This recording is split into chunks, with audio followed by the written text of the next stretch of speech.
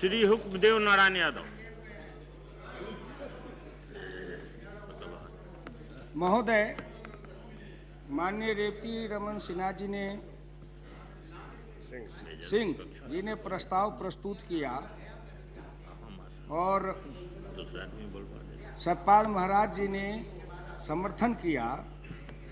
उत्तराखंड के संबंध में सतपाल महाराज जी ने बहुत सी भ्रांतियों का निवारण कर दिया है और जो सतपाल महाराज जी ने भ्रांतियों का निवारण किया है तो उसमें कोई बहस की गुंजाइश नहीं है, क्योंकि वे धार्मिक व्यक्ति हैं, संत हैं, उत्तराखंड के निवासी हैं। इसलिए उनके भ्रम के निवारण करने के बाद अब इस संबंध में कोई भ्रम नहीं रह जाना चाहिए उस तकनीकी विशेषज्ञता के संबंध में। गंगा केवल गंगा नदी नहीं है, जल नहीं है। भारतीय शास्त्र में कहा गया है, धर्मार्थ काम मोक्षानाम आरोग्यम मूल उत्तमम। धर्म अर्थ काम और मोक्ष, ये चारों की प्राप्ति होगी कब? जब लोग आरोग्य होंगे तब। अर्थात इस सब के मूल में आरोग्यता है। और आरोग्यता कैसे आए? जब हवा शुद्ध हो, जल शुद्ध हो, आकाश शुद्ध हो। ये पंच तत्व जो हमारे इस ब्रह्मांड में हैं, वो पांचों में अगर पवित्रता रहेगी तभी हम आरोग्य रह सकेंगे। इसीलिए गंगा का महत्व इसलिए बढ़ता है कि गंगा धर्म अर्थ काम और मोक्ष, ये चारों को देने वाली नदी है। और इसीलिए जो सतपाल महाराज जी ने कहा कि वो हमारी माँ है, तो हम तो गंगा मैया कहते हैं। और गंगा मैया इसलिए कहते हैं कि माँ के दूध से जैसे बच्चे का संपूर्ण अंग पुष्ट होता है, उसी तरह गंगा के पानी से संपूर्ण समाज पुष्ट होता है। गंगा में पशु नहाते हैं। जो पशुपालक हम और उत्तर प्रदेश के लोग गंगा में बसने वाले का किनारे बसने वाले हैं, हमारे पशु गंगा में पानी पीते हैं, गंगा में नहाते हैं, गंगा में खेलते हैं। और मैं तो यही हूँ, जब हम भैंस लेके जाते हैं हमारे बच्चे, तो 2-2, 3-3 घंटे तक भैंस गंगा में लौटती रहती है, पलटती रहती है और बच्चे उस गंगा में तैरते रहते हैं और खेलते रहते हैं। क्या दुनिया का कोई स्विमिंग पूल में तैरने वाला होगा उसका मुकाबला कर सकता है? ऐसे उस गंगा में, जहां गंगा तट पर बसने वाले करोड़ों पशु पानी पीते हों, गंगा तट पर बसने वाले करोड़ों इंसान उसमें स्नान करते हों, उसका जल पीते हों, और गंगा के पानी से जहां गंगा की उपजाऊ उर्वरा भूमि फसल से लहलहाती हो, उस गंगा के बारे में अगर हमारी दृष्टि में गंगा की पवित्रता, गंगा की शुद्धता, गंगा की जल की धारा की प्रवाह और गंगा की निर्मलता के बनाए रखने पर अगर हम न सोचे, तो हम समझते हैं कि हम अपने कर्तव्य का, एक राष्ट्र धर्म का निर्वाह नहीं कर पा रहे हैं। गंगा के जो पानी है वो कहाँ गंगोत्री से निकलती है और सागर तक जाती है। सतपाल महाराज जी ने बताया, श्रीमान, गंगा में जो स्वच्छता का अभियान चला वो भी उसी से जोड़ के जरा देखिए कि जब गंगा का अवतरण भगीरथी ने किया, राजा सगर के कुल में भगीरथी जैसा पुत्र पैदा लिया जो गंगा को उतार करके अपने पूर्वजों के उद्धार के लिए लाए थे। ब्रह्मा के कमंडल से गंगा निकलती है। गंगा को धारण करने वाला कोई नहीं है, स्वयं शिव गंगा को धारण करते हैं और कहते हैं गंगा को कहो उतरो, मैं गंगा को धारण करूंगा। और गंगा शिव की जटा में उलझ जाती है। फिर प्रार्थना करते तो जटा के एक लट को शिव पानी निचोड़ देते हैं, उससे गंगा निकलती है। जिस तरह से गंगा ब्रह्मा के कमंडल से आके और शिव की जटा में उलझ गई थी, उसी तरह गंगा की स्वच्छता का अभियान सरकार के फाइल से निकलती है, लेकिन अफसरशाही के तंत्र के जाल की जटाओं में उलझ के रह जाती है। और केवल गंगा सब स्वच्छता अभियान उन तकनीकी अफसर, ठेकेदार अफसर, इनके जाल में वो फंसा है, घूम रहा है, लेकिन गंगा में कभी उतरता नहीं। गंगा गंगोत्री से निकलती है, जमुना जमुनोत्री से निकलती है। और हिमालय का इसलिए महत्व है कि भारत की संस्कृति का निर्माण, भारत की संस्कृति का उद्गम, भारत के धार्मिक ग्रंथों के जो काव्य हैं उसकी रचना हिमालय से हुई है और भारत के नदियों के किनारे से ही भारतीय संस्कृति का निर्माण हुआ है। इसलिए हम सभी नदियों के बारे में कहेंगे कि आप जहां हम आप रहते हैं, हमारे इधर की जितनी नदियां हिमालय से निकलती है घूम फिर के सब गंगा में जाके गिरती है। अगर वो सारी नदियां शुद्ध रहेगी तो गंगा का जल भी शुद्ध रहे। इसलिए गंगा की पवित्रता के साथ साथ गंगा में गिरने वाली सभी नदियों की जलधारा पवित्र हो, स्वच्छ हो, निर्मल हो, स्वस्थकर हो, हितकर हो, इस पर भी सरकार को चिंतन करना चाहिए, उस पर भी ध्यान देना चाहिए। जितने शहर हैं उन शहरों के सारे सीवरेज का पानी कहाँ गिरता है? जमुना जी में और गंगा जी में। सभी का निकाल के गंगा जमुना में गिराते हैं।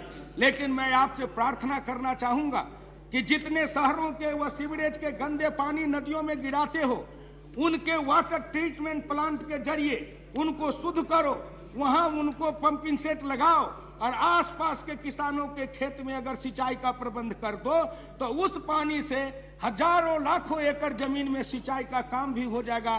गंगा और सभी नदियों की धारा पवित्र भी रहेगी। लेकिन आप उस पर नहीं खर्च करेंगे, क्योंकि खर्च करेंगे उस योजना पर 1000 करोड़ 2000 करोड़, आप देते जाओगे जैसे गंगा में बाढ़ आती है, सभी गंदगी को ले जाती है, सागर में जाके गिराती है, उसी तरह 1000-2000 करोड़ भी गंगा की धारा में बह जाएगी।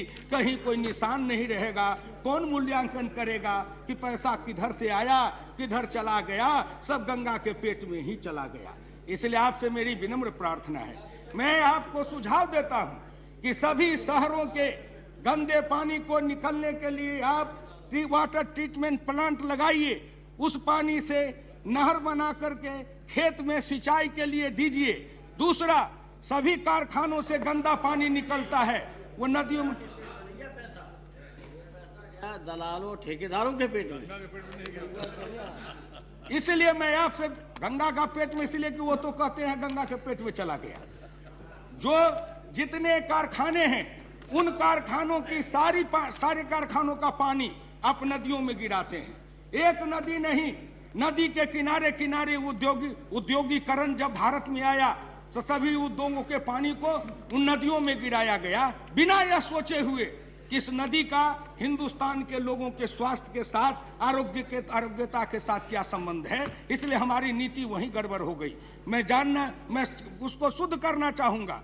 क्या जितने उद्योग हैं जो गंगा में और नदियों में गंदा पानी गिराते हैं, उस पर कितने पर आपने कार्रवाई की है? कितने को पकड़ा है? कितने पर मुकदमा किया है? कितने कारखाना को बंद किया है? कितने कारखानेदार को जेल में बंद किया है?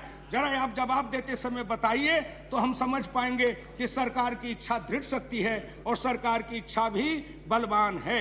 इसलिए आपसे मेरी विनम्र प्रार्थना है, हिमालय को शुद्ध बना के रखिए। हिमालय के पेड़ कटते चले जा रहे हैं, माफिया लोग जाते हैं, पेड़ को काटते हैं, उठा के ले जाते हैं। कहां जाता है पेड़? हम इस संसद में जैसे लगे हैं, बड़े बड़े शहरों में जाइए, हर मकान में कंक्रीट की दीवार है और हर दीवार पर लकड़ी की एक दीवार लगाई गई है कि उसमें रहने वाले लोगों को गर्मी नहीं लगे। जो बड़े बड़े हिंदुस्तान के अंदर समृद्ध और संपन्न लोग हैं, वह हिंदुस्तान के पहाड़ों को नंगा बनवाते हैं और उन लकड़ियों से अपने घर को सजाते हैं। नीचे फर्श, उस फर्श पर से लकड़ी, इसलिए कि जब फर्श पर चलेंगे तो आवाज नहीं होगी, लकड़ी पर चलेंगे तो मचा मच बोलता है, तो उनके स्वाभिमान को बल मिलता है कि हम कितने संपन्न हैं। इसलिए लकड़ी काटते हैं और हिमालय की मिट्टी गिरती है, नदियों में जाती है, भूमि क्षरण होता है, नदी के पेट भरते हैं, उसमें गाद आती है, गंगा की धारा भरती जाती है। और पटना में, वाराणसी में जाके गंगा को हाल देखिए, शहर से दूर चली गई गंगा। पहले थी पटना के नजदीक। पटना में हजारों लाखों लोग नदी के किनारे छठ का व्रत मनाते हैं, उसमें सूर्य को अर्घ्य देते हैं। आज गंगा 2 किलोमीटर दूर चली गई, गंगा की धारा नहीं है, बल्कि अब गंगा एक क्षरण है, एक छोटी नदी बनती जा रही है, वो धारा सूखती चली जा रही है। जिस दिन गंगा सूखेगी उस दिन भारत की संस्कृति सूखेगी, भारत का इतिहास सूखेगा, भारत के धर्म ग्रंथों के स्रोत सूखेंगे, भारत के जन जन का प्राण सूखेगा, भारत के पशुओं के प्राण सूखेंगे। इसलिए गंगा की धारा को बचा के रखिए, जो भारत के पशुओं के, भारत के मानव के और नदी के किनारे बसने वाले लोगों का जान और प्राण है। उसी तरह हमारे गंगा में भागलपुर के नजदीक पीरपैंती से लेकर के कहलगांव व भागलपुर में डॉल्फिन है, जो गंगा में है उसको डॉल्फिन क्षेत्र कहा गया है। आप उस गंगा में ऐसे जो दर्शनीय चीज है उनकी सुरक्षा के लिए करिए। झारखंड में भी साहेबगंज के नजदीक गंगा में कटाव है, इस कटाव पीड़ित लोगों को रोकने का, जहां भी जाइए गंगा की धारा में जो कटाव होते हैं उससे लोग पीड़ित होते हैं, उनको बचाइए। एक बात कहना चाहूंगा सभापति महोदय, मेरे 4 नंबर विशंभर दास मार्ग में जब कोठियों के मरम्मत हो रहे थे उसके कच्चे अभी धारा बोल रहे तो गंगा की धारा आ कहाँ से आई है? सब बांध बंधे जा रहे हैं। जो अच्छी बोलूंगा मैं, अपनी बोलूंगा ना, अपनी बात आप बोल लिए तो मैं अपनी बात बोलूंगा। प्लीज भैया बस मैं तो वो सुगा हूँ जो अपने बोलता हूँ, मैं नहीं कहता कि बोल तू रामा सीताराम।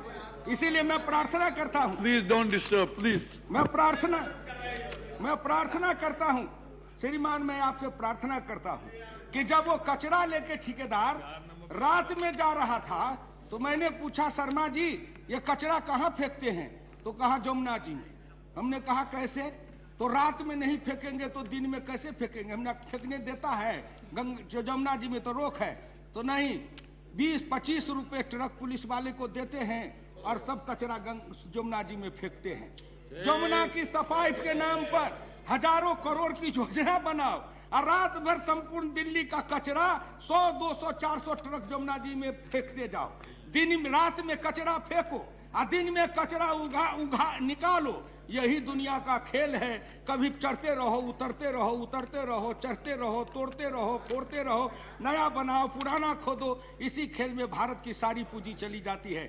इसलिए मैं अपनी वाणी को विराम देते हुए ये कहना चाहूंगा कि भारत की जितनी भी नदियां हैं उन सब नदियों को, सभी नदियों की स्वच्छता के लिए उनके स्रोत में निरंतर चलते रहे, इसको बनाने के लिए करिए। और नदियों के अंदर बाढ़ रोकने के नाम पर जितने तटबंध बनाए गए हैं उन तटबंधों के कारण संपूर्ण पहाड़ का जो मिट्टी आता है वो मिट्टी गाद बन के नदी के पेट ऊंचे हो गए हैं। नदी है ऊंची और जमीन है नीची, इसलिए इस सारे जितने तटबंध हैं उन तटबंधों के कारण नदियों के पानी रुके हैं और उसके कारण विनाशकारी बाढ़ आने लगी है। इसलिए उन तटबंधों से भी नदियों को बचाइए। मैं अपनी वाणी को समाप्त करते हुए सभापति महोदय आपको धन्यवाद दूंगा कि गंगा के ऊपर में जो यह बहस है और रेवती रमन सिंह जी ने इसको चलाया है, मैं उनको भी धन्यवाद देता हूं और इस सदन से प्रार्थना करता हूं कि कोई भी हो, चाहे कहीं भी हो, एक राष्ट्रीय नीति बने,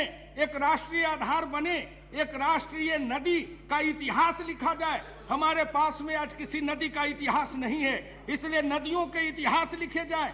नदियों के किनारे कितनी संस्कृतियां बनी हैं, कौन कौन उन संस्कृतियों को कैसे विकसित हुए हैं भारत में इन नदियों के और इस हिमालय के अगर इतिहास लिख दें तो हम इस राष्ट्र का बहुत बड़ा कल्याण करेंगे। इन्हीं शब्दों के साथ मैं इस प्रस्ताव का समर्थन करता हूं और सरकार से मांग करता हूं कि गंगा मैया, गीता माता, गाय माता, ये 3 है माता।